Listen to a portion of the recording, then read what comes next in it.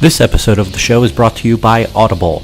You can get a free 30-day trial and free audiobook of your choosing by going to audibletrial.com/missspots. Choose from over 180,000 different titles, such as Chris Jericho's latest book, No is a 4-letter word. It's even narrated by the man himself. Audiobooks are perfect for the person on the move. Believe me, they're great. Maybe you want a mystery novel or a biography of someone you love. Audible has it all. Plus, it's free to try. If you don't like it, which would be weird, cancel and keep your free audiobook that you downloaded forever. Go try it now at audibletrial.com/missspots. Audible. Listening is the new reading.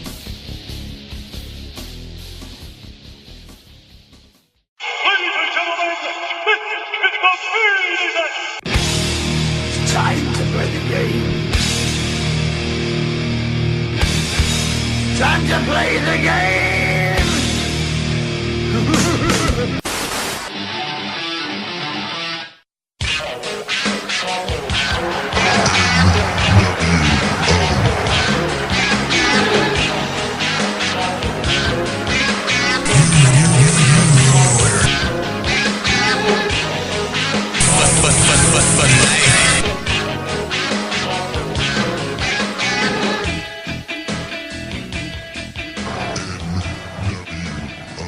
Welcome back to the Missspots podcast on missspots.com, iTunes, Stitcher Radio, TuneIn, and Geek Life Radio. My name is Mike, and with me, as always, is the gold dust to my Cedric Alexander. Here's Kevin. Yeah, I got nothing for that. Yeah, that's... And you know what? The thing is, WWE had nothing for that either. That was the most shocking moment of 2018. It must be. What a bizarre pairing that ended up being. Like, I want to picture a writer coming up to, or one of the backstage people coming up to Goldust. All right, so you're in tonight's show. Great, what am I doing? You're going to team with Cedric Alexander against other heavyweights? No. Okay. I think it's similar to, you know, the famous story about Hulk Hogan in a Honky Tonk Man? Yeah. Where there was like, who are they going to put the icy belt on? And he looked out throughout the door and saw Honky Tonk Man walking by and was like, oh, that guy. I feel like it was that kind of thing. It's like, you know, we got to put Cedric Alexander in a match tonight. Who can we put him in? Who can we put him in? Who can we put? Oh, Goldust walked by. Let's put him in Goldust. Yeah. You know, can't use Grand Metalik, Mustafa Ali, any of the other. Rich Swann. You definitely can't use him. No, you can't use Rich Swann. But when the whole thing, the time the thing happened, I was like Akira Tozawa, or I'm sorry, not Akira, Hideo Itami. Like, this is Hideo Itami's spot, right? For 100%. But anyway, I think we should just start talking about Raw since we're already talking about Raw. What do you think? Yeah. So go ahead. Okay. Should I start talking about Raw now? You can talk about Raw. Okay, now. let's start talking about Raw. Wait. Now I can start talking about Raw. Okay. So I did like the little cold open with Alexa Bliss confronting Kurt Angle backstage. We've seen this a couple times in the last, 6 to 8 months with Dean Ambrose. Once had a cold open behind the scenes. It's just another way to start the show that isn't starting immediately with a promo. Now, of course, Kurt Angle was going out to give a promo, so it was the same thing we always got anyway. But those little snippets just make the show feel a little more unscripted. It makes it feel a little more lively and a little more interesting. And I wish they would do stuff like that more often. Find different ways to start the show than the traditional 15-minute talking segment. And what ended up happening, we got a 15-minute talking segment anyway. So we had Kurt Angle start off the show, and the Bar interrupting him relatively quickly. They are pissed off about losing their titles the week before, and accusing him of nepotism, and Jason Jordan comes out, and Seth Rollins comes out. This was a lot about the Seth Rollins and Jason Jordan relationship, and Seth Rollins being the seasoned veteran who come out and say, listen, you're writing checks your ass can't cash. I need to look out for you because now we're linked. And because of the fact that Kurt had just made a match with Jason Jordan against Cesaro, he was going to stand ringside and kind of have his back, which is a good thing and what you'd expect a tag team partner to do. But they set that up. I think a good little seed planting.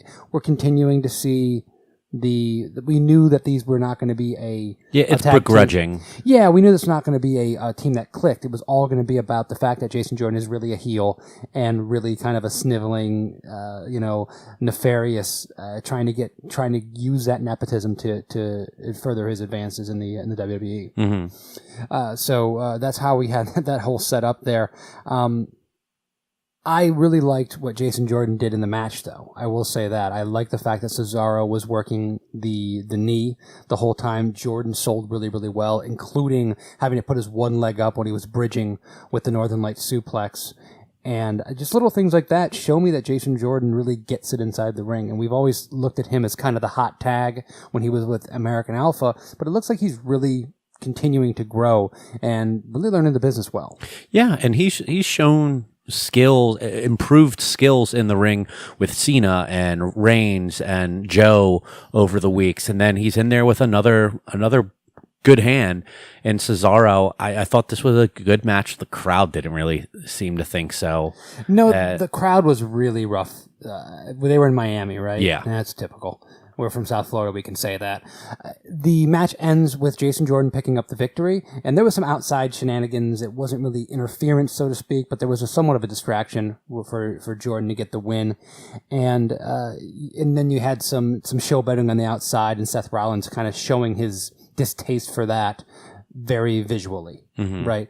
So I overall, I begrudgingly accept the continued open with the Kurt Angle promo, but I think I like the way this story. It's as much as I can like this thrown together tag team, I'm enjoying it. At least so far.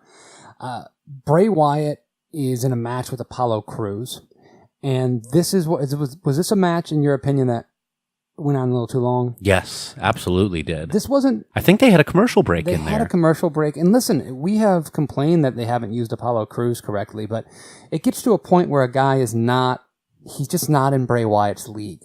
And to have him stand toe-to-toe with him for as long as he did, and it wasn't a long match, but too many rest holds. Still should have just been an extended squash. You really don't need rest holds in a match like that, quite honestly. And I wasn't a big fan of that overall. And we get Dana Brooke on the outside taking stats. I think at one point someone asked Corey, what stats is she taking? And he was basically like, I have no idea. I like that little part of it. Woken Matt is on the Jumbotron, on the Titantron, I should say, and he cuts a Woken Matt promo. I read a really good article recently where they talked about, and it might have been on Bleacher Report, at least it was linked through there, about the fact that what made Broken Matt work in Impact Wrestling was that he was able to do everything and really immerse in the universe and use his family and all this other stuff. Whereas in the WWE, he's just being a crazy person laughing in promos. Yeah. And that's not going to lead this character to getting over. It's going to lead to a short comedy run and nothing else. How do you feel about that? I absolutely agree with that, because the closest thing that we've seen to anything along the broken brilliance, broken universe, if you will, was the talking to the goldfish and playing chess with it. Because I mean, he had his robot Vanguard 1 that he would talk to, but yeah, his family really had a big to do with what got the whole broken thing over. And they're just not going to use that. They are not going to do all that stuff. No, they won't. And so it continues to kind of be running in place to a certain degree so far, from what at least what way I look at it. Yeah, Matt was so creatively involved in the stuff in Impact as well. Well, we had kind of joked multiple times in the last 6 months or so about the friendship of Nia Jax and Alexa Bliss. And the fact that they were best friends. We never really saw them stop being friends, and then they had referred to them as friends again, and then that kind of was dropped again. But we are led to believe again in a segment here with Alexa having to try to implore Nia Jax to at least be ringside with her match against Asuka later on in the night. So they're friends, and we're meant to believe that again, I guess. But Nia spurns her in order to bring chicken soup to Enzo Amore. Basically, Alexa said, you choose me or Enzo. She chose Enzo. no matter what you have to choose, X or Enzo, always pick X. Brain hemorrhage or Enzo, you always pick brain hemorrhage. Okay? Yeah. Just do that. Always do that. Textbook thinking. It really is. It's just it should be very, very logical at this point. That was leading into the match with Alexa Bliss versus Asuka, and I want to know what you thought about this match. I didn't think it was that bad. I don't think it was bad. It was fine enough. I did enjoy some of Alexa's like fear coming out, like trying to avoid striking exchanges with Asuka, trying to really avoid any sort of confrontation with her. I think that fits her character wonderfully and plays to Asuka being dangerous. This was one of the matches where she is going up against a champion. I mean, Asuka's going up against Alexa Bliss, and this was a back and forth match. Alexa used some strategy to get an upper hand a couple times. She was working the ribs. She was working the midsection of Asuka. Asuka ends up winning the match, getting Alexa Bliss to tap out. This was a non-title match. I felt a little bit like they were giving this away. Yeah. Because this could be something they're building to, but this tells me, at least on the surface, this is not the match for Asuka to win the title at WrestleMania. This shouldn't be if this is what they did here. It's something else they've got in store for her down the road, which isn't a terrible thing, but I do like this pairing, and I do think it was a pretty good match. The interview that Samoa Joe gave backstage with Renee Young was, I want to say, perfect. This was a brilliantly done, passionate interview by Samoa Joe, just showing this guy should be world title picture. Everything Samoa Joe has done since his main roster call-up has been seizing opportunities and making the most of them. Mm-hmm. And that line, everything from Renee Young did her part here very, very well, begrudgingly introducing him. Yeah. Right? At no point did she have to say, "That's my husband." At no point did she have to say any of that. It was all, I mean, it was obvious to all of us. It was subtle little body language. It was obvious enough, right? Yeah. And she did a great job with it. She's wonderful. She's really good at what she does. And when Samoa Joe says the line about now he's at home, a stay-at-home husband, and not able to provide for his family, it was wonderful. I just loved, this is the perfect example of how you don't need a 20-minute promo in a ring to do something. You can walk in 3-4 minutes, get everything across. He came across as a killer, a world beater, passionate, and great on the stick. I can't, I know it was simple. I know this is not necessarily leading to anything big, but when those kind of promos happen, I was sitting with my wife and she was like, that was really good. And she's writing on her, and she just kind of looked up and said, oh, that was really good.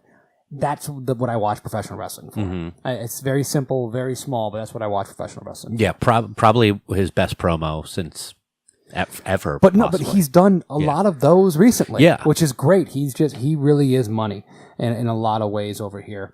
Braun Strowman against Rhino turns into Braun Strowman handicap match against Heath Slater and Rhino when he basically challenges Slater to join the match. Yeah, this turned into a power slam party, where Braun ends up getting the win, obviously, easily, and just starts power slamming, alternating back and forth with the two of them. He was playing to the crowd. As the crowd is chanting one more time.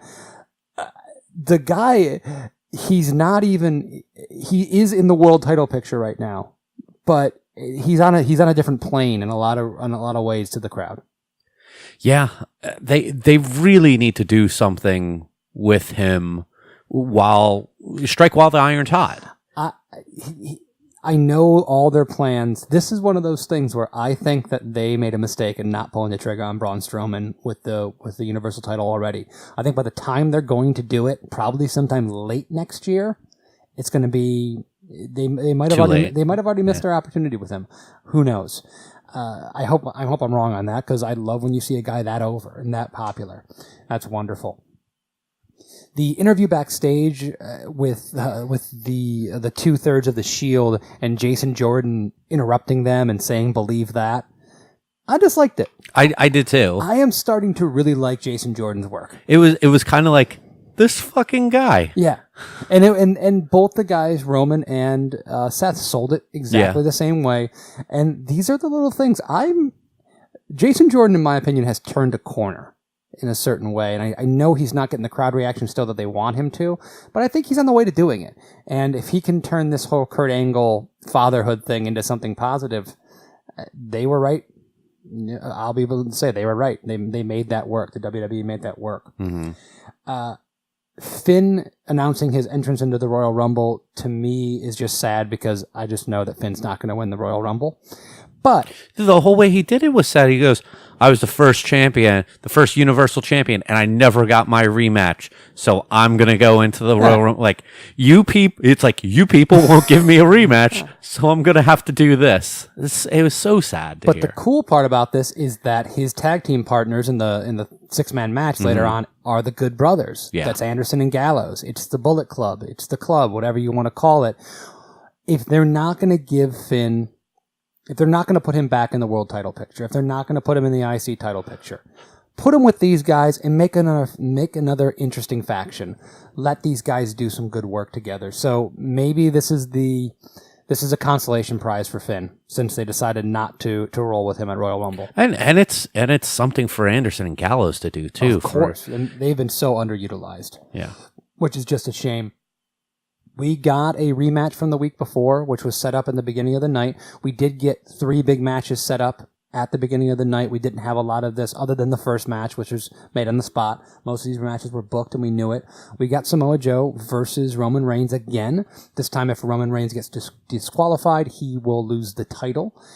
Another great match. These guys have great chemistry.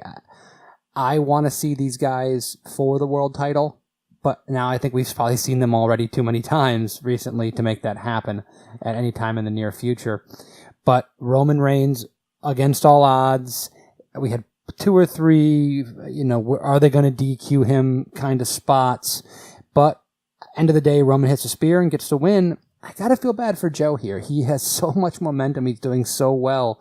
And to just lose this match, I feel like it wasn't a point to it. They booked a very good stipulation that they could flop the title over to Joe without Roman being pinned. They had an out there, and they didn't take it. And I thought that's what they were doing 100%. Yeah. Because it would just make sense. And Samoa Joe is a better guy to hold that title right now. He just is. We all know Roman's going on to face Brock. Yeah. Get that. We don't need him having that title. He didn't need it in the first place. No. They should never have put it on him. But they needed to make him a Grand Slam champion and all this, that, and the other. So... what it is. Before moving on from that, I do have one fucking thing I need to say real quick. I did very briefly mention this on Twitter during this. Can we please stop calling Dean Roman's fallen brother?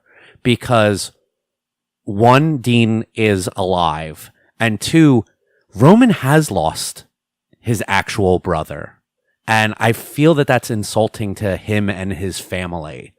I mean, just this year, his brother, a former professional wrestler, Rosie, passed away. And I just find that very poor taste to use that term to a person who is just injured, storyline out for a little bit. It's bad taste to me. Yeah, I can see where you're coming from that. And there's one thing I did not mention from earlier on the show, and you gave me a second to look back through my notes. Did you catch in the first match when Booker T was talking about the fact that a team that was pairing together for the first time has never gotten a world title a championship opportunity? No. That cannot possibly be true. No. We've seen Steve Austin and Dude Love and Steve Austin and Shawn Michaels and all these. We've seen this happen. We've seen this happen 1,000 times. And I just missed the fact that Booker T said something that was so obviously not true that it was just like a blinking red light, which I thought was hilarious. But that's Booker T. He's the reason why he won our David Otungo Award for Worst Commentator of the Year. Yes. And he's starting off 2018 strong, trying to defend his title. Drew Gulak cutting Enzo Amore's promo. This is not the first time we've seen it, but it is just so wonderful. Now, I loved when he started to say, "How you doing?" And he's like, "No, that can't be right." Yeah. Or no, Cup of Haters. Oh, yeah, Cup of Haters. That's that. Yeah. this all did lead into, because we did find out that Enzo was legitimately in the hospital. Yeah. He was not just a storyline thing, but they used it in the storyline because he was supposed to defend his title against Cedric Alexander on this episode of Raw. We don't get that. Instead, we got what we talked about earlier, which was Goldust teaming with Cedric Alexander against Drew Gulak and Arya Daivari. Okay. I got nothing. I think we covered this all. Yeah. Weird. Just bizarre. I don't and know. And Goldust trying to do, doing cruiserweightish stuff. Interesting. I don't know. Yeah, random. Let's use the word random there. The actual main event of the evening was the aforementioned Elias with Bo and Axel against the club, Reform, the Bullet Club, whatever you want to call them, Finn Balor and the Good Brothers. This was a pretty quick match. This did not go very long. We got a magic killer into a coup de grace. This was your send the crowd home happy kind of match, it seemed like. Yeah. From the beginning. Elias really wasn't very much involved in this, trying to protect him a little bit. And I'm just really excited. I hope they do something good with this faction. I would love to see a split faction on both shows wreaking havoc. Maybe that's too big. Maybe that's too all-encompassing, but a guy can dream. I mean, hey, Miz is coming back next week. If it turns into, Miz then gets placed back, because Finn's been practically just having issues with the Miztourage ever since. So, you know what? Miz comes back, keep it going with now a 3-on-3 feud. Yeah. I think that's good for everyone involved there. Sure, at least for a short while, because there's only so much they can milk that out of him. Yeah. Because, quite honestly, Bo and Curtis Axel just cannot stand up. Maybe in the WWE's booking over the past year, Anderson and Gallows are at that level, but they're just not. And I think that it's pretty apparent. The actual main event was a Paul Heyman promo that turned into a pull-apart brawl between Kane and Brock Lesnar. This just was nothing we hadn't seen before, and this was not done very well. Overall, it was a pretty lackluster way to end Raw. Very much so. We've talked about in the past how a good pull-apart brawl is nice every once in a while. But then I feel like almost every one of Brock's feuds nowadays includes it in there at some point. Well, it's their go-to because they can't put him in tag matches. They can't put him in random repeat matches. So they have to do something to get him physically involved. So they go with their old standby of a pull-apart brawl. Strange that Braun Strowman was nowhere to be seen there. Without Braun Strowman... No one cares about this without him. That's the thing. Without him to mask how ridiculous it is to have Kane going up against Brock Lesnar, when they was standing side by side in the ring, I'm like, this is not good. There's a reason we've never seen Kane go one-on-one with Brock Lesnar. Because no one's ever wanted to see that. No one's ever asked for it. So, yeah, that was a pretty lackluster episode of Raw in a lot of ways. Yeah, I would agree with that. Heading into SmackDown Live, AJ started the show off after some... replays of last week's stuff. And he resolves to hold the title through WrestleMania, after WrestleMania, and then calls out Daniel Bryan for the issues that he seems to have with him taking sides with KO and Sammy. Shane comes out immediately after Bryan comes out, apologizes to AJ, and then begins calling out Bryan for his favoritism. And this leads to, we knew that AJ was going to be taking on Sami Zayn later on in the evening. And Shane says that he's going to be at ringside for the match because KO is. And then Bryan says, well, then I'm going to be at ringside too. It's just this dumb. Just getting sick and tired of seeing Shane McMahon out there time and time again. We've talked ad nauseum about that. So... yes, we have that is set up for later on in the evening that will lead into other things for the upcoming weeks. We get the tag title match of Usos defending against Benjamin and Gable as our first actual match of the evening. And after not very long, we get Gable and Benjamin seemingly winning the tag team titles. 1, 2, 3. They hit their finishing move and are awarded the titles. But Uso number 2, who I can't remember which one it is, comes into the ring and tells the referee, hey, I was the legal man, not the one who got pinned. And also Gable wasn't legal either. Yes. And then another referee comes out and tells them, yeah, I think there's something going on. They go to instant replay, and the ref decides, all right, my bad. Restart the match, and the Usos win quickly after the restart. We have to just forget the fact that they have instant replay, and this is an ability, because all of professional wrestling comes crumbling down the second they introduce the fact that you have instant replay. The moment you have that, you can't have a wrestling show anymore. You have set precedent. Yeah. But this is a one-time thing. It was shocking to see the title change. It was kind of, oh, okay, this is what they're doing when they keep the title on the Usos. It was an okay thing for me. I think overall this hurts Benjamin and Gable because it, first of all, makes them look dumb that they got the wrong guy. I don't think it makes them look dumb. It does make Gable and Benjamin look bad, not because they got the wrong Uso. Those guys are twins, by the way. I don't know if you know this or not. And not like the Killer Bees twins, where they didn't look completely different. They put masks on, even though their body types were completely different. These are actual twins. It was bad that Gable was not the legal man and pinned that Uso brother. Mm-hmm. That's 101. That was bad on his part. I didn't think it was a necessary part of the equation. I didn't think they had to do it that way, but I digress. Yeah, but all right. So where do we go from here for the tag teams? We're going to see them get another chance. Yeah, we're definitely going to see them get another chance, I think. After this, we get another tag team match with Breezango getting another match against the Bludgeon Brothers, or kind of so we thought. I don't think that the match actually started. The match never started. The Bludgeon Brothers attacked them before the bell, and then they had to save. That really wasn't a save. The worst save in history. The Ascension come out, and they get the shit kicked out of them, and that was that. This is just leading to a 4-on-2 match. We're going to get that probably on an episode of SmackDown. It's not going to be a pay-per-view or anything, but we're going to get that. Yeah, that's probably right. We got our next match in the U.S. title tournament, and it's an odd one because it's a couple of tag team wrestlers. We got Xavier Woods taking on Aiden English, and we got a good promo from Rusev to start things off. He sang. He did a little singing, yeah. And his voice is so beautiful. And then Xavier wins the match, and it was who you thought was going to. If you thought Aiden English was going to win, first and foremost, just look at the brackets. Yeah. Whoever wins this is going to face Jinder Mahal. Yeah, so it's going to be the babyface. Yeah, so, this is one of those simple things that we all know when we look at brackets. If this guy wins, this is how it's going to shape out. We know that Mojo Rawley is going to beat Zack Ryder, right? Yeah. So I propose the idea that what if Xavier Woods wins this whole thing? He's the most interesting person to win this. I do not think Jinder Mahal winning this is very interesting. I do not think Mojo having that title is a good thing at all, right? And Bobby Roode, quite honestly, is, other than an entrance, he's got nothing going for him on the main roster. They've done nothing for him so far.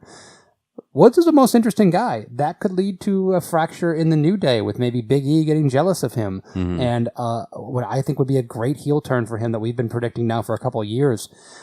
I hope that happens. I hope Xavier wins this title. Yeah. We were talking while we were watching this show about how strange this kind of is as a tournament, that there's a number of people who are not in this, like Nakamura, Orton, Big E, Kofi. They've had singles success. Yeah, Rusev is a 2-time U.S. champion. Yeah, it seems like they wanted to kind of get this out of the way quickly, and we're going to have the payoff at Royal Rumble. So, we got a 6-woman tag match, something that never gets done. The Riot Squad taking on the, I don't know if reformed is the right word, but reintroduced term of the Welcoming Committee. Boring women's heel faction number 1 versus boring women's heel faction number 2. And I don't know which one you have as number 1 or number 2, but it doesn't matter. Riot Squad won. Then Ruby cut a promo afterwards. I saw a lot of people saying that they really enjoyed this promo. It sounded weird to me. I don't understand what they're talking about. Magic for some reason. No one believes in magic. Okay, we all believe in reality. Well, maybe. Okay, never mind. They were in Florida, but this was just it was not. She was doing the best with the material she was given. Mm-hmm. Charlotte did the best with the material she was given. it was shocking when you had 7 women out there for that match that not a one of them is over. Not a one of them's over in any way, shape, or form. Then the 3 women that are over all came out to beat up the Riot Squad at the very end with Charlotte, Naomi, and Becky Lynch. And the difference as far as tiers go is so striking. It's like smacking you in the face. Yeah, I've never seen, you talk about like a wage gap. There's like just a over gap in the women on SmackDown Live. It's not good for anyone involved. It's not good that the 3 most over people are all baby faces, and it's the only people that anyone cares about. Yeah. And the rest of them mean nothing. They mean nothing to the crowd. And that's not their fault. That's not the women's fault. And honestly, it's not the crowd's fault. It's the booking's fault. Yeah. And then the main event is AJ versus Sammy. And fast forwarding, we had a good match. Yeah. These guys are both insanely talented. And then fast forwarding to the near end, the referee has to get out of the way of an O'Connor roll, so Mike Chioda dives to the outside. And during this, Kevin Owens is checking on him, kind of hindering his ability to get back into the ring when AJ has Sammy rolled up. This causes Shane to get in Kevin Owens' face. Shane gets the referee to eject Kevin Owens from ringside. Then Brian ejects Shane from ringside. This causes some distraction. AJ eats a haluva kick. Sammy wins. AJ gets on the mic and is just like, I am fed up with this shit. Well, he actually said, you two need to stop bickering like children. Yeah. Yes. If there's ever been a yep or a yes that was to be made for a statement, it's that one. Having Shane and Daniel are bickering is so annoying to me. And then Brian creates a title match for Royal Rumble. KO and Sammy combined as a tag team taking on AJ Styles. So a handicapped title match. They keep hinting that Daniel Bryan is on the side. Where do his allegiances lie? And up until this point, there's been never any reason to question his allegiances. He just wanted a fair match. He just wanted everything to be on the up and up.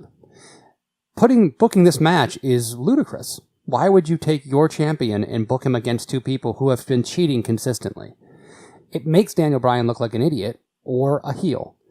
I don't think either one of those fly, because you're not going to boo Daniel Bryan. When he jumped up and started doing his, and then he jumped up and started doing his yes chants after booking a perplexing match versus with a beloved babyface. It made no sense whatsoever. And Shane McMahon, this whole saga with Shane McMahon, oh my God, I'm so tired of it. I'm so tired of Shane McMahon.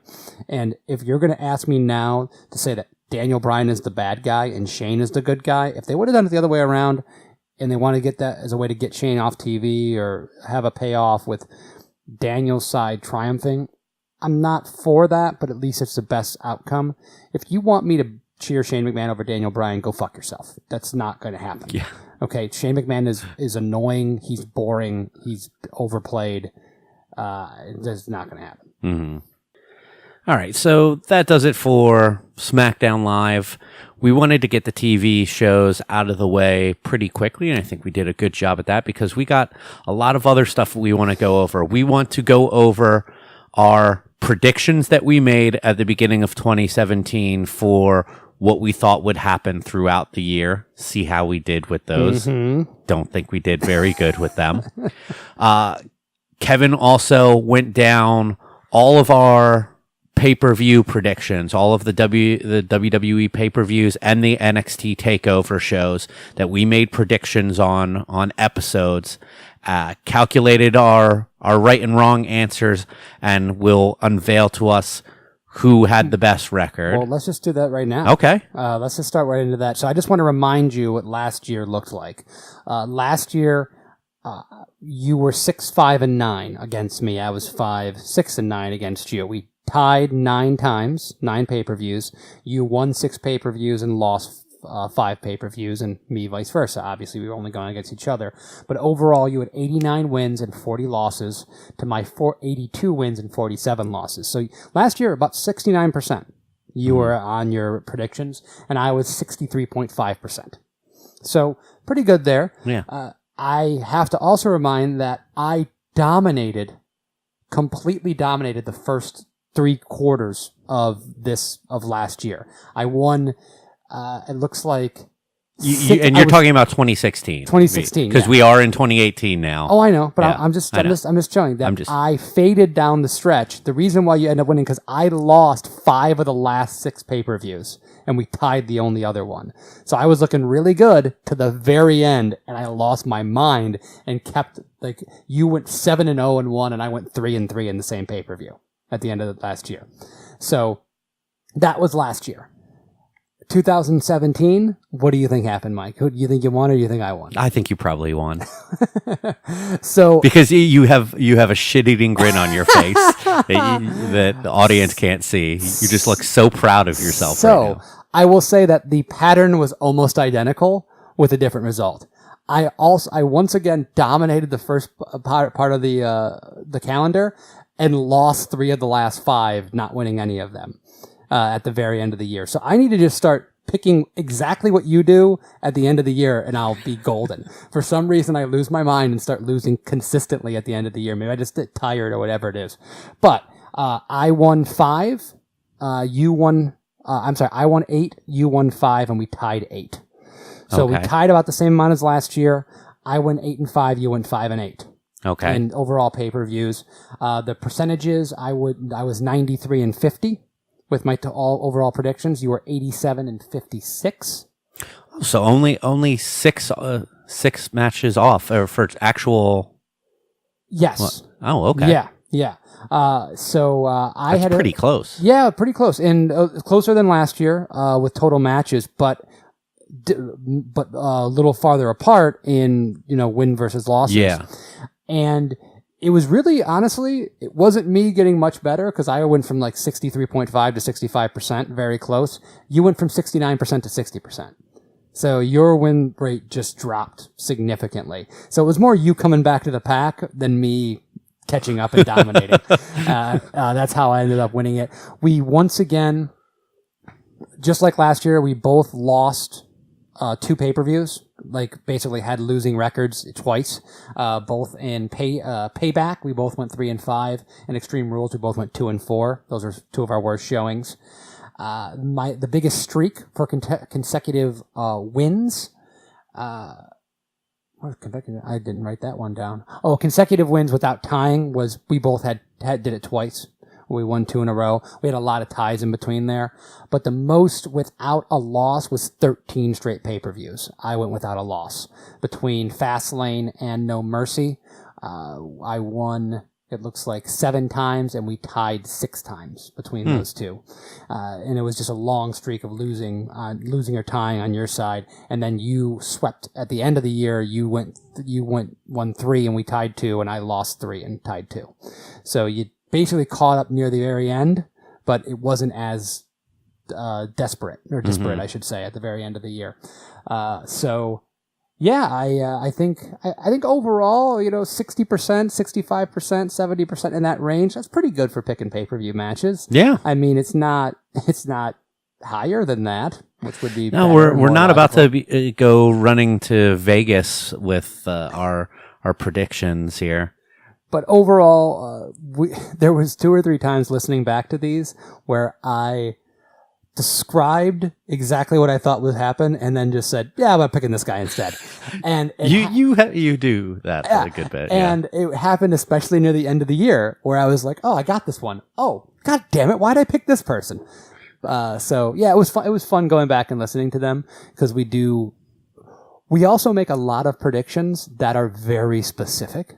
Specifically, you do that. Yes, I do. Very, very specific predictions. And it's kind of hard sometimes to figure out whether you were right in your prediction. Because I take the specificity out of it and usually go for it's just the result. But also, there are some times when you'll pick someone to win and keep their title.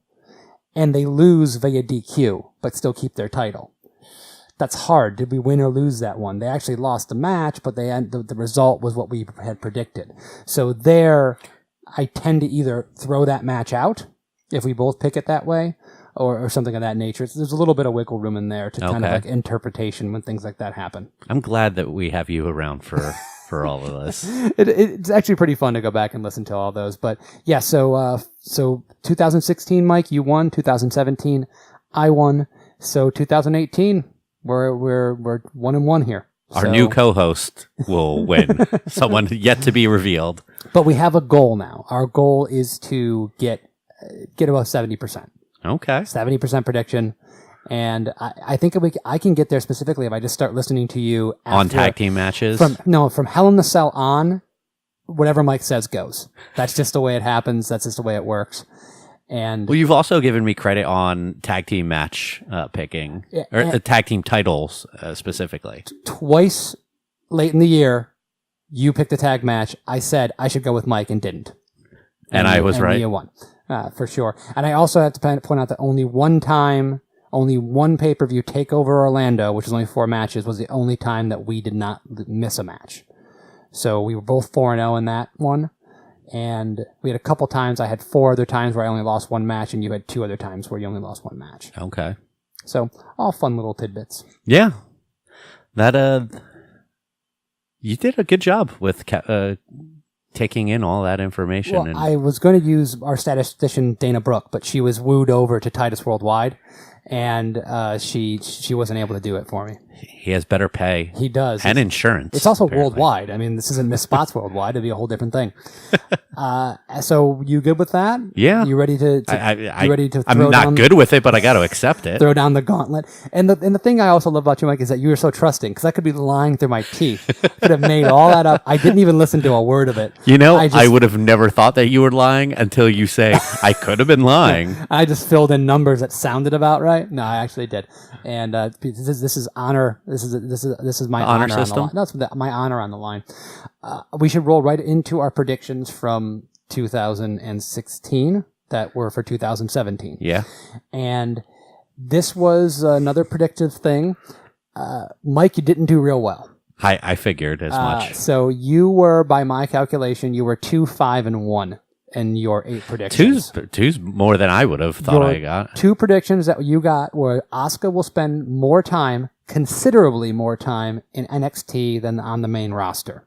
She actually spent 9 months in NXT and 3 months on the main roster. That's considerable. I to consider me. that considerable. Yeah. So you got that one. You also got that Ty Dillinger will be called up and not used properly. Okay. That's dead on. Yeah. The one that you got kind of halfway was that Bo Dallas, Tyler Breeze, Darren Young, and Dolph Ziggler will all be gone from WWE. The only one was Darren Young. So you got 1 out of 4 people. We don't know if Dolph's actually gone or not yet. I think you got 1 out of 4 there. So you get partial credit for that. Okay. Because when you mentioned that many guys, the ones you did not get were, Miz will get a title shot and will get 1 feud with the champion. Now, he got a title shot in Elimination Chamber, but he did not have a feud with the world champion. I think that was a miss. Big E will get a considerable heel run. There was no whisper of that, even though we'd love to see it happen. And I think I predicted that the year before. Cesaro will have a mid-card title and be successful. Obviously, he was in a tag team. That's a mid-card title-ish, but I think you were talking about a singles title. Yeah. And he was part of one of the great, who won our tag team of the year, which I think is a great consolation prize. AJ will continue to rise in popularity and will be near Cena level in popularity. I actually asked you to say whether you think you won this one or not. You said begrudgingly that he is not at Cena levels yet. He certainly did rise in popularity, but Cena level, he certainly is not. You were very humble in your predictions, and you're being honest with yourself, which I always appreciate. And the last one was that Finn, Joe, Nakamura, KO, or Sammy will win the Money in the Bank. That was a lot of names. Yeah. And when I said, dude, pick one of them, I believe you said Sammy. Okay. So obviously Baron Corbin won the Money in the Bank briefcase. So you went 2-5-1. I had considerably more predictions. I had 19 predictions. I went 9-7-3. Wow. In my predictions. And I'll make these pretty quick. Joe, Ty, and Nakamura will all be called up. Each one of them were called up. Asuka will not be called up to the main roster. Missed that one. Nakamura will hold the IC belt. Missed that one. pretty badly there. Joe will be booked well and succeed on the main roster. I think we agree that he's been booked pretty well and he's gotten over. Ty Dillinger's 10 chance will be over, but his booking will be a mess because they won't know how to use him. That's about as spot on as you can possibly be, right? So I take a lot of credit for that one. Miz will continue with his strong work and will dip his toe in the title picture. I think his world title shot at Elimination Chamber counts as dipping his toe. Yeah. So I gave myself that one. Roman will not turn heel. That absolutely happened, which I'm happy because I picked him to turn heel every other year before that. Big E will pursue a mid-card title while still a part of the New Day. That's kind of similar to your heel run thing. We missed on that one. Cesaro and Dean will both spend time as heels. Cesaro spent time as heel. Dean did not. So that was one of my kind of half right on that one. My future endeavor / leaving was longer than yours. It was Big Show, Mark Henry, Paige, Eric Rowan, Jack Swagger, and Bo Dallas will all be gone. Out of them, only one, and that was Jack Swagger.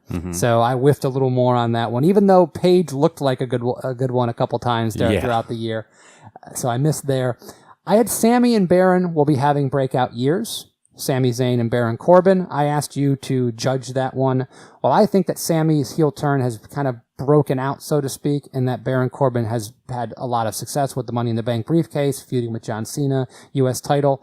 I think it's fair to say breakout is probably not the right term for it. So I'll give you that one. I missed there. The Rusev will still be underused, but over nonetheless. Yeah. That's pretty good. Enzo and Cass will not hold the tag team titles. They did not.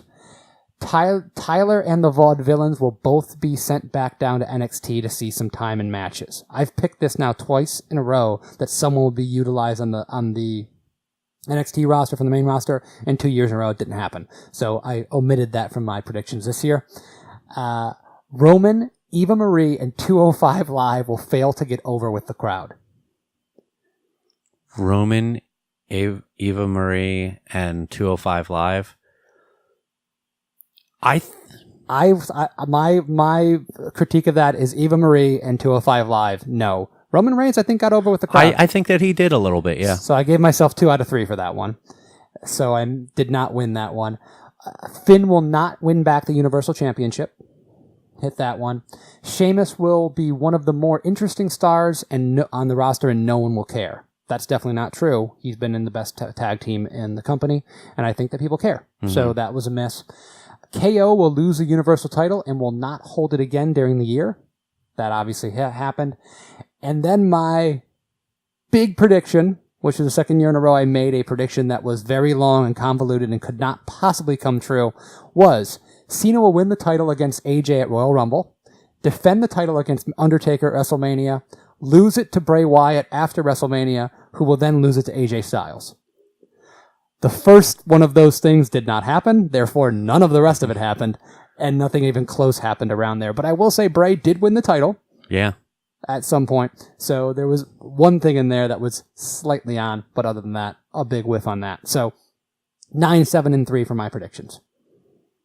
You did pretty good. Pretty good. Pretty good. I also made, I think, some not very strong, almost not obvious predictions, but I think we saw that Kevin Owens was not going to be part of that Universal title scene. I think some of them were a little obvious, but we'll get on to our predictions for 2018. All right. Because Kevin does have a lot more of them than I do. There's going to be points where he'll do some rapid fire ones, and I will just give him a little bit of time for those. I just came up with another one while we were going through that, so I'm going to write this down. So if you want to start off with a couple, go right ahead. I'm going to start with one that I think is maybe a little controversial. Not controversial. None of our predictions can ever be controversial. What am I talking about? One that you might disagree with. I think Asuka will lose her first match in 2018. Okay. A lot of people have predicted that to do that a full year. I think it'd be best to keep her undefeated for a whole year on the main roster, but I think that they will pull the trigger. I think she will lose a match, but I would not be surprised if they pull the trigger even earlier than you expect they would. right after WrestleMania or something like that, because they can't seem to get out of their own way when it comes to booking these storylines. They get too ADD and they make the wrong decision. It's like Charlotte's and pay-per-view undefeated streak. Mm-hmm. They broke it before WrestleMania for no good reason. I think they'll do the same thing with Asuka. Yeah. Okay. Want me to do another one? Yeah. So I believe that Velveteen Dream will make his main roster debut in 2018 and will be misused terribly.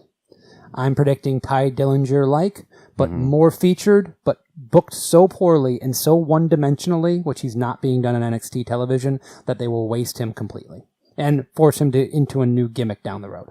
Okay. I'll go out there and say that Nakamura will not hold a title in WWE for all of 2018. It's a pretty bold one to start off with. Okay, I'm interested in that one. Yeah, that is a pretty bold statement with how they hot potato titles back and forth, especially mid card titles. You'd think that a guy like Nakamura would eventually hold one, but that's a bold prediction.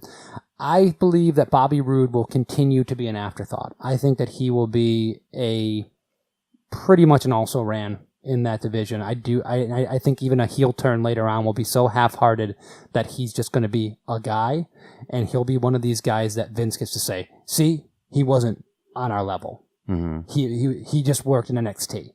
I think Bobby Roode is basically going to be a failed experiment on the main roster. Oh, okay. In addition to that, I'll throw another couple in here. I think that Jason Jordan will get over. I think Jason Jordan will be eliciting the kind of reactions that he wants to get at some point in 2018. I think that he's on a good trajectory. I mentioned that earlier on in the show. I think Jason Jordan's going places. And I think that it's going to be evident somewhere even early to mid this year. Okay. When Big Show returns from his injury, he will be treated like a monster and made to look unbeatable until someone will beat him. That's not even fair. Okay, so you already won one. You already got a win. That's good. Yeah, you know that's like an easy one. You know what I mean? Yeah. That's a layup. That's good. You gotta get a few of them down to get on a roll. Rusev will be booked as a comic babyface. Will be way over, but will never get a satisfying angle or payoff to that. I'm seeing Rusev as basically being similar to the Fashion Police in 2017. I actually have written here, Rusev will get over as a babyface, but will not be given the opportunities that he deserves. So we basically said the same exact thing. You've already done 3, right? If we include that one, yes. Okay, I'm gonna run down a few here. Daniel Bryan will wrestle a match in WWE in 2018, but will not be on TV at the year's end. My basic thought is that Daniel Bryan, they will actually let him get back in the ring, but they will not let him be a full-time wrestler. They'll give him clearance for a match with Shane McMahon or something around that time, but by the end of the year, he's going to feel the itch, wanting to wrestle full-time. They're not going to give him the opportunity, and he'll say so long to WWE for now, and be out, if not out the company, off TV by that time. Okay, I have that he will leave when his contract's up. Okay. So, that too. So we probably should consult on these beforehand. This is better. Yeah. Elias will have a mid-card title run of some kind. Bray Wyatt will have a face turn. And Kane, Big Show, and Mark Henry will all frickin' retire. We can only hope. 3 years in a row, I have predicted Big Show and Mark Henry will retire. This has to be the year. This just has to be the year.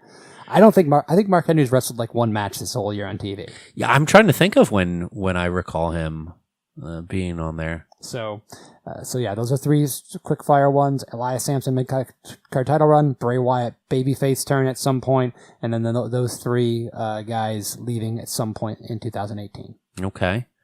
Jinder Mahal will no longer be a TV regular by the end of the year. I believe he'll still be employed, but will fall not back to jobber status, but will be somewhere in that, maybe on the show every other week, every 3 weeks or so.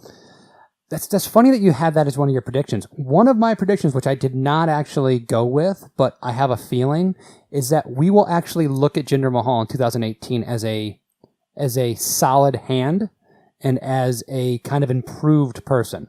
And that at some point in 2018, we'll be like, yeah, this guy's pretty good. In that he'll actually continue to be featured and actually get better as a character. I didn't go with that because I just worry that that's not how they would book him, but I think he's actually has the potential to do so. I'm going to predict that I just did 3 guys that were going to retire. I'm going to say 3 guys that I think will be released or ask for their release at some point. Zack Ryder, Mike Kanellis, and Kalisto. I think all of them will be gone at some point.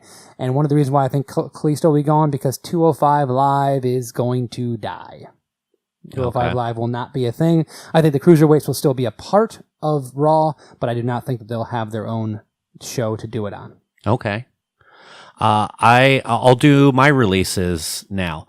I have some of those as well. I have Kalisto, Grand Metalik, Rich Swann, Rhino, Tamina, Mike and Maria Kanellis.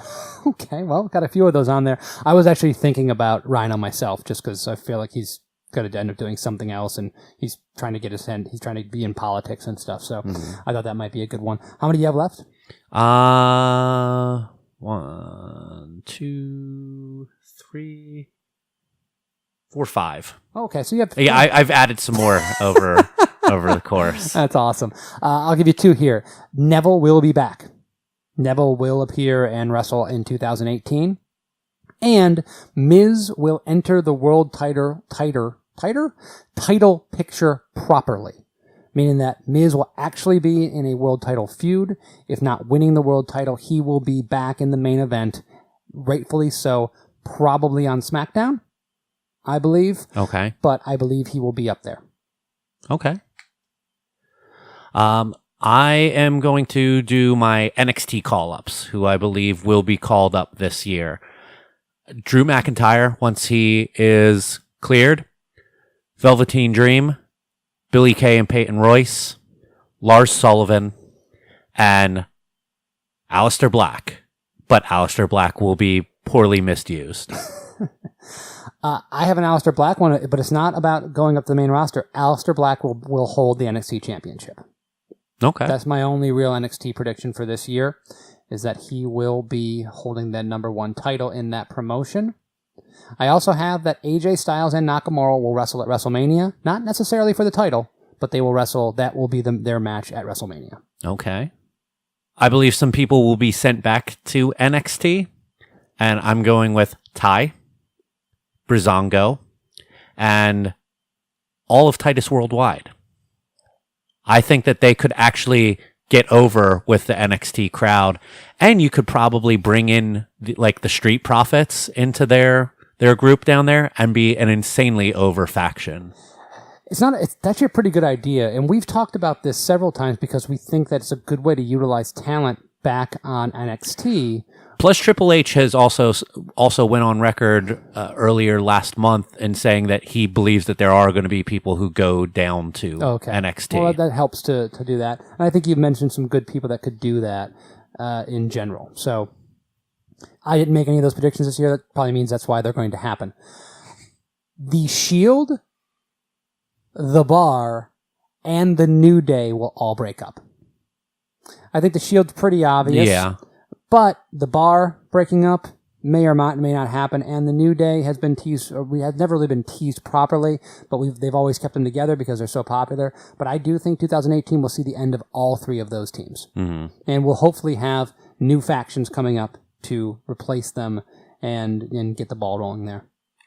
I only have 2 more left because I combined my Aleister Black with the rest of the call-ups there.